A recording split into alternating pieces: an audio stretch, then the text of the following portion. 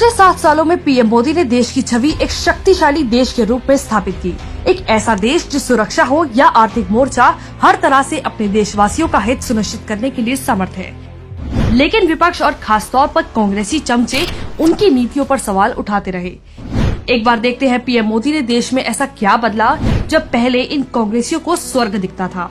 गरीबों को मिला इलाज का हक। मनमोहन के राज में किसी भी गरीब को प्राइवेट हॉस्पिटल में इलाज की सुविधा नहीं थी। मोदी जी ने 5 लाख प्रति साल तक इलाज की सुविधा दी। कांग्रेस राज में किसी गरीब को सस्ता बीमा उपलब्ध नहीं था। मोदी जी ने 12 रुपए साल से लेकर 2 लाख का बीमा दिया। पेंशन धारकों को तोहफा। अर्थशास्त्री मनमोहन जी ये न सोच सके कि प्राइवेट वर्कर को 60 साल के बाद पेंशन कैसे दे। मोदी जी अटल पेंशन योजना लेकर आए, जिसमें 5,000 महीना पेंशन और 8.5 लाख की सहायता का प्रावधान है।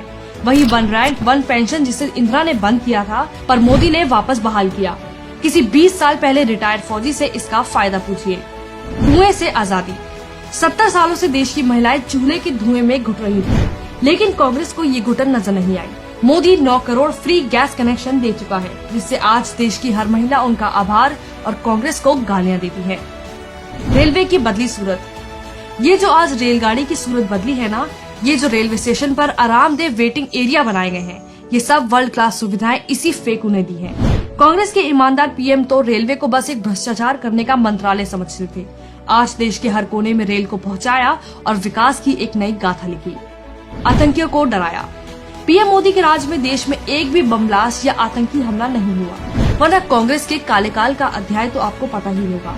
यादें धुंधली हो गई हो तो 26/11 याद कर लीजिए, कांग्रेस की लाचारी समझ आ जाएगी। एम्स का रिकॉर्ड। कोरोना में कहा गया कि देश में हॉस्पिटल व्यवस्था अच्छी नहीं है, जो कि सच भी है। पर सच ये भी है कि मनमोहन जी ने 6 एम्स बनाए, वो भी अटल जी द्वारा सैंक्शन किया प्लान था। 2014 में 7 एम्स थे और आज 14 है, जो कि फेकू मोदी ने ही फेंकते फेंकते बना दिए। शहीदों को सम्मान। राजघाट 44 एकड़, शांतिवन 52 एकड़, विजय घाट 44 एकड़। ये दिल्ली जैसी जगह पर जहाँ रहने को घर की जगह नहीं, वहाँ बनाए गए गांधी परिवार के स्मारक, और इन स्मारकों पर आज भी करोड़ों खर्च होते हैं उसके रखरखाव पर, लेकिन सब चुप है। पर जैसे ही सरदार पटेल की 5 एकड़ की प्रतिमा बनी, कांग्रेस उस पर सवाल उठाने लगी, जिसपे हर साल लाखों लोग टिकट लेकर जाते हैं।